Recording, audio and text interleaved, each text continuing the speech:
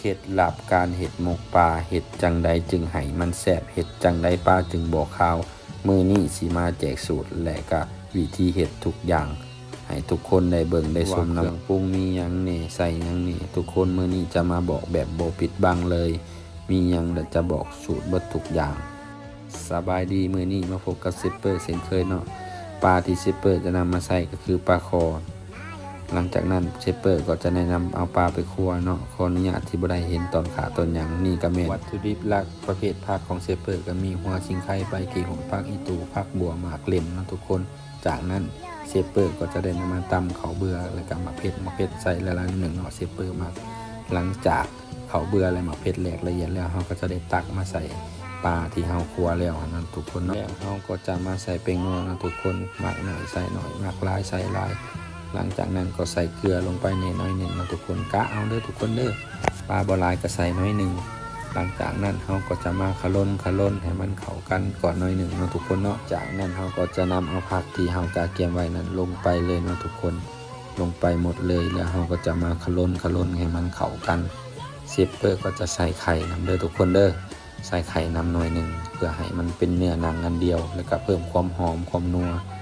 แล้วมาขล้นอีกเทื่อหนึ่งนะทุกคนขล้นให้มันเข้ากันแล้วเฮาก็จะมาผักไว้ประมาณ20นาทีต่อมาเฮาก็จะได้มาเกียมหม้อเนาะทุกคนเกียมหม้อคางนี่แหละแม่นหม้อคางเนาะเดิมทีมันเป็นหม้อไผ่ผ้าทุกคนหม้อไผ่ผ้าหม้อแดงขนาดเนาะทุกคนเชฟเปอร์มากมันเห็นบ่คู่มันก็คือซึ่งนี่เนาะเดิมทีมันเป็นหม้อไผ่ผ้าแล้วมันเพเชฟเปอร์ก็เลยมากออกแต่บ่อยากถิ่มเสียดายเนาะก็เลยนำมาข้างเตาไฟเฮ็ดเป็นในงาน DIY แล้วทุกคน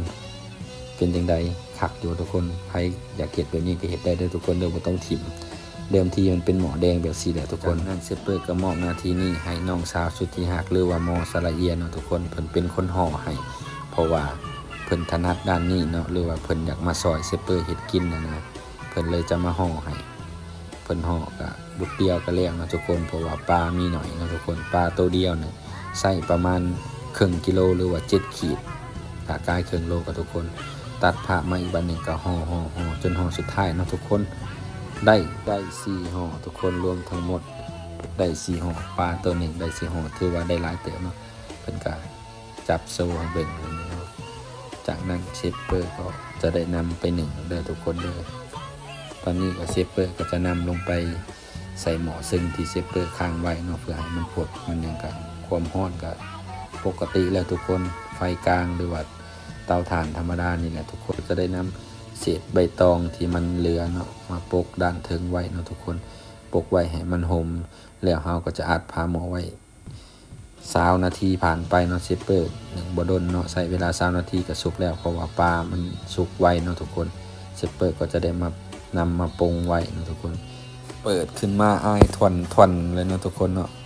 เชฟเปอร์ก็สิมาแกะให้เบิ่งเด้อทุกคนเด้อแกะออกมาหน้าตามสิหน้ารับประทานทุกคนมาเบิ่งนำกันนี่เนาะทุกคนแกะออกมาแล้วสีสันกันน่าทานเป็นจังไดทุกคนเบิ่งแล้วสามารถเฮ็ดตามเชฟเปอร์ได้บ่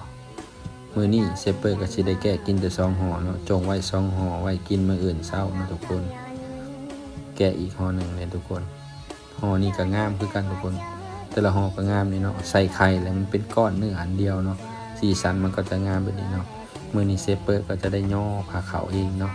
ย่อออกมาแต่งให้เมียกินให้อ้ายเมียกินนำเนาะกินนำกัน3คนนี่แหละทุกคนเนาะหลังจากนั้นก็ประเดิมคำแรกด้วยเจไมเนาะหรือว่าน้องสาวสุดที่รักของเชฟเปอร์เองเนาะเพิ่นจะกินเข้าไปคำแรกเนาะเบิ่งเนาะว่าเพิ่นสิว่าจังไดงับเข้าไปเนาะทุกคนยกโป้เลยนะทุกคนแซ่บเนาะเครื่องเคียงก็มีมื้อนี้ก็มีมะเขือขาวคือเก่าเนาะลวกผักมีแจ่วปลาแดกจ้ำยำนี่ทุกคนแซ่บสุดเนาะข้าวใหม่ปลามันเนาะทุกคนสุดท้ายนี่จะฝากติดตามเชฟเปอร์หรือว่ากดไลค์กดแชร์ให้เฟซเชฟเปอร์นี่เด้อทุกคนที่เข้ามาเบิ่งถ้าใครอยากเฮ็ดตามก็เฮ็ดได้หรือว่าใครอยากเห็นเชฟเปอร์เฮ็ดอาหารหยังลงอยากเฮ็ดให้เชฟเปอร์เฮ็ดหยังกินก็คอมเมนต์เข้ามาได้เด้อทุกคนเด้อถ้าเชฟเปอร์เฮ็ดเป็นก็จะเฮ็ดให้เนาะทุกคนพร้อมแจกสูตรคือแบบนี้นะ